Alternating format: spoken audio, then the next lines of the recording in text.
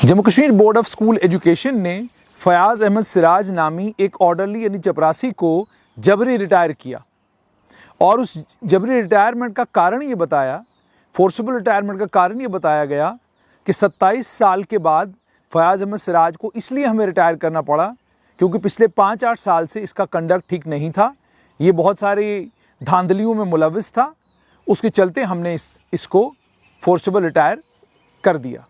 सवाल यहाँ पर यह है कि अगर धांधलियों में फयाज अहमद सिराज मुलविस था तो क्या बाकी Jammu Kashmir board of school education के मुलाजमीन उसमें मुलविस नहीं थे? और क्या शुरुआत एक चपरासी से होनी चाहिए, ऑर्डरली से होनी चाहिए?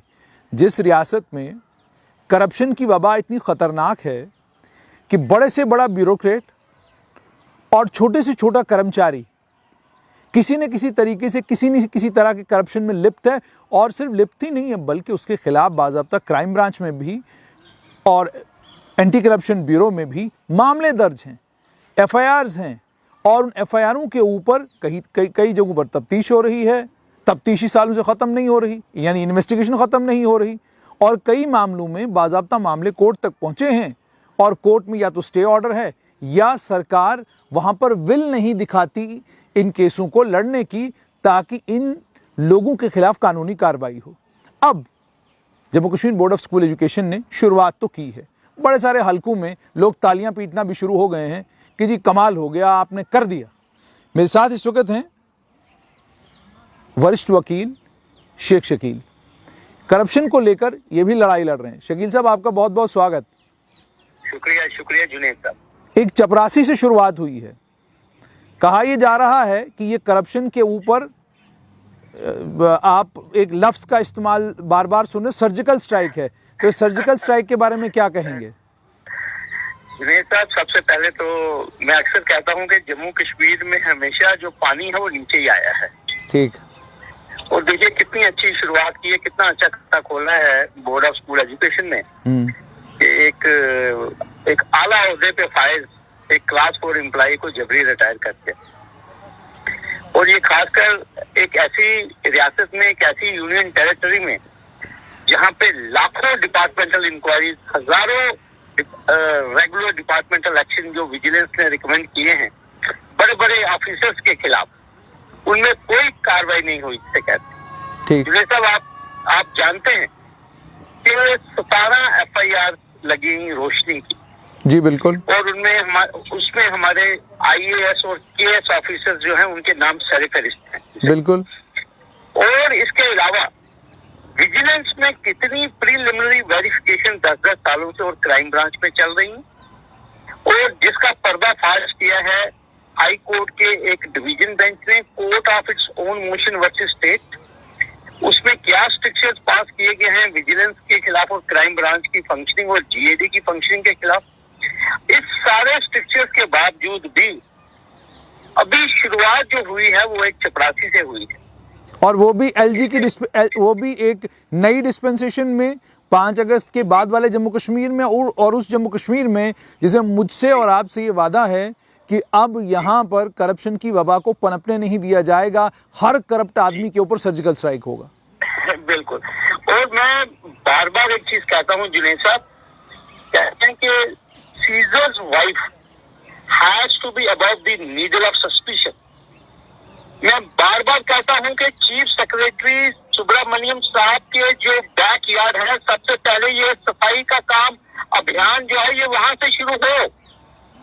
उनके जो दाएं बाएं जो लोग बैठे हैं जिनके खिलाफ एफआईआर हैं, जिनके खिलाफ कानूनी कार्रवाइयां रिकमेंड हुई हैं, जिनकी फाइलें बिल्कुल दबी हुई हैं जी, लेकिन जुनेद साहब वहां पे कोई एक्शन नहीं होगा। और मैं आपसे खुल के बात करूंगा, मैं बहुत बदनाम हूँ खुल के बात करने के लिए। 2009 में गुलमर्ग लैंड स्कैम में एफआईआर रजिस्टर हुआ है जी, और गुलमर्ग लैंड स्कैम के जो प्राइम एक्यूज्ड हैं वो हमारे लेफ्टिनेंट गवर्नर के राइट साइड या लेफ्ट साइड में रोज स्टेट एडमिनिस्ट्रेटिव काउंसिल की मीटिंग्स में उनके साथ बैठते हैं। मैं बार बार कहता हूँ अकाउंटेबिलिटी टॉप से शुरू कीजिए जी, मजा तो तब आएगा जी, फिर बात बनेगी, तब बात ऊपर से चलेगी। आप चपरासी को जबरी रिटायर कर रहे हैं, जो आगे मरे हुए उनको मार रहे हैं जी, और ये मैसेज देना चाहते हैं टू फाइट अगेंस्ट करप्ट। क्या शकील साहब, इसमें आपको नहीं लगता कि जिस मामले में भी इस चपरासी को लिप्त पाया गया है कि ये बहुत सारे जो है स्कैम्स में इन्वॉल्व था, अगर वाकई ये स्कैम्स में इन्वॉल्व था तो जाहिर सी बात है उसमें Jammu Kashmir board of school education के बाकी मुलाजमीन भी होंगे, तो उनके खिलाफ तो अभी कार्रवाई नहीं हुई। कार्रवाई इस चपरासी के खिलाफ, और सबसे पहले इसी को ये कह दिया गया कि भाई आप जो है आपकी छुट्टी कर रहे हैं हम, और साथ में ये भी सुनने को मिला हमें कि ये चपरासी पिछले 8 सालों में बहुत कम दफ़ा जो है बोर्ड ऑफ स्कूल एजुकेशन के दफ्तर आया है। तो इन तमाम चीज़ों को ध्यान में रखते हुए आपको क्या लग रहा है कि एक आदमी के ऊपर कार्रवाई करना, बाकियों को छोड़ देना, ये क्या दर्शाता है? देखिए, मैं तो शुरू से कह रहा हूँ कि बिकॉज दिस चपरासी is a child of A laser God. जिस तरह पटवारी यहाँ पे टीचर या जूनियर इंजीनियर इंजेक्शन लगता है तो यहाँ जम्मू कश्मीर में इन्हीं लोगों को लगता है जी। मैं बार बार कह रहा हूँ कि जब से यहाँ पे प्रिवेंशन ऑफ करप्शन एक्ट हुआ है, आप हमें बताइए कितने बड़े बिग विग्स हैं, कितने पॉलिटिशियंस हैं, कितने आईएएस ऑफिसर्स हैं, कितने केएस ऑफिसर्स हैं जो कोट बलवाल में या अम्फाला जेल में गए हैं। जुनेद साहब, जी जी, आप तो उनकी 10-10 साल सैंक्शन नहीं देते प्रोसिक्यूशन। वो जो आईएएस वाली क्लास है, वो जो आईपीएस आईएफएस क्लास है, वो तो इम्यून है प्रिवेंशन ऑफ करप्शन एक्ट से। उनकी तो सैंक्शन ही नहीं आप मांगते, उनकी सैंक्शन तो आप जीएडी में सुल्लू गुल्लू कर देते हैं। शकील साहब, एक चीज आपसे और भी समझना चाहेंगे, गन लाइसेंस का एक मामला बना था, उस मामले में एक ऑफिसर को तो सीबीआई ने ग्रिल भी किया और उसे गिरफ्तार भी किया, बाद में उसको सस्पेंड भी कर दिया गया। कुमार राजीव रंजन की बात कर रहा हूं मैं, लेकिन उसी के साथ में यशा मुदगल के घर पर भी छापा पड़ा था, वहां भी सीबीआई गई थी, लेकिन उनके खिलाफ कोई कानूनी कार्रवाई नहीं, और वो इस समय एक इंपॉर्टेंट पोजीशन पर हैं। उसके अलावा हृदय कुमार सिंह हैं, अन्य कई और ब्यूरोक्रेट हैं जिनके नाम हैं, बाज़ाब्ता एफआईआर उनके खिलाफ रजिस्टर हैं। उनके खिलाफ कार्रवाई न करके, एक चपरासी के खिलाफ कार्रवाई करके गवर्नमेंट जो मैसेज गवर्नमेंट आखिरकार देना क्या चाहती है एक आम आदमी को जो त्रस्त है करप्शन से, जो वाकई करप्शन से आज़ादी जम्मू कश्मीर में ढूंढ रहा है? जुनेद साहब, आपने आर्म्स लाइसेंस स्कैम की बात की। ये वाहिद स्कैंडल है जिसमें सिर्फ 2012 और 16 के जो ऑफिसर मुतैना थे जी, जो जम्मू कश्मीर सरकार ने सीबीआई को रिक्वेस्ट की है, वो सिर्फ इस पर्टिकुलर पीरियड के जो ऑफिसर हैं वही करप्ट थे जम्मू कश्मीर की हिस्ट्री में। उन्होंने आर्म्स लाइसेंसेस इशू किए, लेकिन जो 2012 से पहले और 2016 के जो बाद के हैं वो वॉशिंग मशीन में से निकले हैं, वो सारे ऑनेस्ट हैं, उन्होंने लाइसेंस बनाए। अच्छा, लेकिन जो चिट्ठी लिखी गई सीबीआई को जम्मू कश्मीर सरकार द्वारा, वो सिर्फ 2012 और 16 के जो ऑफिसर थे उन्हीं के खिलाफ। ठीक। और मजेदार बात यह है कि सीबीआई भी कहती है कि क्योंकि हमें जम्मू कश्मीर सरकार की जो रिक्वेस्ट है वो सिर्फ 2012 और 16 की है, हम 17 वाले के खिलाफ कार्रवाई नहीं करेंगे, 18 वाले के खिलाफ कार्रवाई नहीं करेंगे, 2010-11 वाले के खिलाफ भी कार्रवाई नहीं करेंगे। ये कौन सी इन्वेस्टिगेशन हो रही है जुनेद साहब? किसको बेवकूफ बना रहे हैं आप लोग? और दूसरी बात, जो लोग इस स्कैम में फंसे हुए हैं जी, वो अभी भी करप्शन कर रहे हैं और लोगों को कह रहे हैं कि हमें ये पैसा सीबीआई को देना है ताकि हम सीबीआई से अपना नाम जो है वो डिलीट करवा सके। ये ओपन कलेक्शन कर रहे हैं लोग, ये मैं आपसे शेयर करना चाहता हूँ। अरे शकील साहब, आपने ओपन कलेक्शन की बात की, एक और चीज आपसे जानना चाहूंगा, क्या कोई खबर मिली आपको कि anti corruption bureau Jammu Kashmir bank और कोऑपरेटिव बैंक से बाहर आई है कि अभी बैंकों में ही है? देखिए, जम्मू कश्मीर जो एंटी करप्शन ब्यूरो है उसको एक, जिस तरह ये हमारे divisional commissioner Jammu collectively list lead करते हैं ना लोगों की रोशनी स्कैम में, इस तरह एंटी करप्शन ब्यूरो को भी कुछ नाम दिए गए हैं कि इन लोगों को सिलेक्टिवली टीका लगाना है। ठीक। Jammu Kashmir anti corruption bureau जो है, it is working on the direction. मैं आपको कह रहा हूँ ये बिल्कुल भी जेके बैंक से बाहर नहीं आएंगे, लेकिन इनको सिर्फ वो पर्टिकुलर जो नाम है उन्हीं को इन्वेस्टिगेट करना है जी। लेकिन मैं कुछ लोगों के नाम नहीं लेना चाहता हूँ, मैं उनको शर्मिंदा नहीं करना चाहता हूँ। वहां पे एंटी करप्शन ब्यूरो कोई एक्शन नहीं लेगा, क्योंकि जो फिजा है, जो हवा है, उसके मुताबिक चलना है, तभी आपको मेडल भी मिलेगा, तभी आप ऑनेस्ट भी रहेंगे। तो फिर मुझे ये बताइए शकील साहब कि 5 अगस्त 2019 के बाद आप भी आम आदमी हैं, मैं भी आम आदमी हूँ, हमारी तवक्का और उम्मीद ये थी कि कम से कम अब जम्मू कश्मीर के अंदर सियासी बुनियादों पर वो तमाम चीज़ें नहीं होंगी जो सालों से होती आई हैं कि आप अगर किसी एक पर्टिकुलर पॉलिटिकल पार्टी के करीबी हैं तो आप करप्शन करिए, आप डाका डालिए, आप जो मर्जी वो कीजिए, आपके खिलाफ कोई कानूनी कार्रवाई नहीं होगी। आप पिछली डिस्पेंसेशन के करीबी थे, आप उनके हमदर्द थे, आप उनके तमाम राज जानते थे, आप नई डिस्पेंसेशन को वो तमाम राज बता दीजिए तो आपसे अच्छा कोई नहीं, आपसे धुला हुआ कोई नहीं। अगर मापदंड और क्राइटेरिया यही है तो फिर मुझे लगता है कि जितने भी एंटी करप्शन क्रूसेडर्स हैं, आपको नहीं लगता कि वो बेफजूल अपना वक्त जाया कर रहे हैं? मैं समझता हूँ 11 साल याचिका लड़ी मैंने रोशनी लैंड स्कैम की। मुझे लगता है कि मैंने अपना वक्त जाया किया, क्योंकि 9 अक्टूबर 2020 के बाद जब ये जजमेंट आई तो लोगों ने कहा ये जजमेंट जो है ये सर्जिकल स्ट्राइक है लैंड माफिया और एक पर्टिकुलर समुदाय के खिलाफ। लेकिन हाईकोर्ट ने तो कहीं समुदाय की बात ही नहीं की। और दूसरी बात जुनेद साहब, आप मुझे बताइए नक्शा बदला कहाँ? जैसे 5 अगस्त 2019 के बाद सिलेक्टिव किलिंग हो रही है यहाँ पे जम्मू कश्मीर में जी।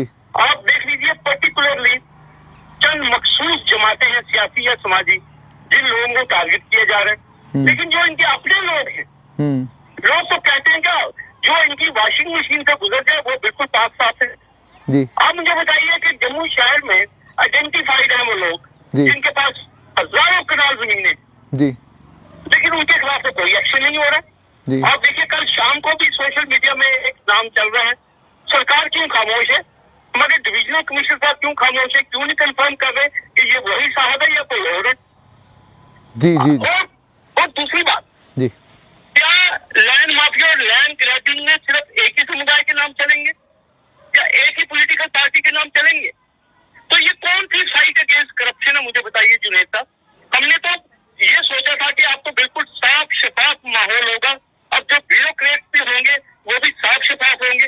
वही ब्यूरोक्रेट जो है वो एडमिनिस्ट्रेटिव सेक्रेटरी पहले भी थे, वो आज भी है, तो हमें तो कोई तब्दीली नजर आई नहीं। आप बहुत बहुत शुक्रिया शकील साहब हमारे साथ जुड़ने के लिए। तो आपने सुन लिया कि वरिष्ठ वकील शेख शकील का क्या कहना है। वो ये कह रहे हैं कि उम्मीद और तवक्का ये थी कि एंटी करप्शन ब्यूरो हो, क्राइम ब्रांच हो, इन्हें जिस तरह की आज़ादी एक यूनियन टेरिटरी में मिली है, इस आज़ादी का वो भरपूर इस्तेमाल करेंगे और उन तमाम करप्ट ऑफिसर्स के खिलाफ कानूनी कार्रवाई होगी जिन करप्ट ऑफिसर्स की FIR ACBI में भी और क्राइम ब्रांच में भी सालों से पेंडिंग है।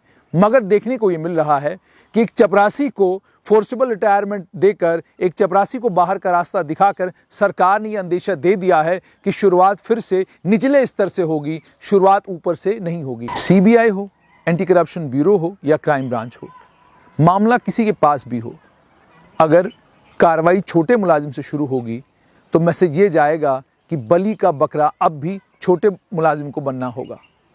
मामला बड़े स्तर पर होता है, बड़े लेवल पर होता है। ex-DGP अशोक भान ने एक बार कहा था कि निचले स्तर पर जो करप्शन होता है वो बहुत बड़े लेवल पर होता है, इसीलिए निचले स्तर के करप्शन पर नज़र रखना बहुत ज़्यादा ज़रूरी है। जो बड़े लेवल पर करप्शन होती है उसमें देने वाला भी खुश, लेने वाला भी खुश, इसलिए ना तो कोई कंप्लेंट मिलता है और ना ही कभी सबूत मिलते हैं। अगर मामला वाकई यही है और कार्रवाइयाँ निचले स्तर के अफसरों के खिलाफ ही होनी हैं और बड़े बाबू और बड़े मगरमच्छों के खिलाफ कार्रवाइयाँ नहीं होनी हैं, तो फिर इतनी सारी एजेंसियां बनाने की ज़रूरत क्या है?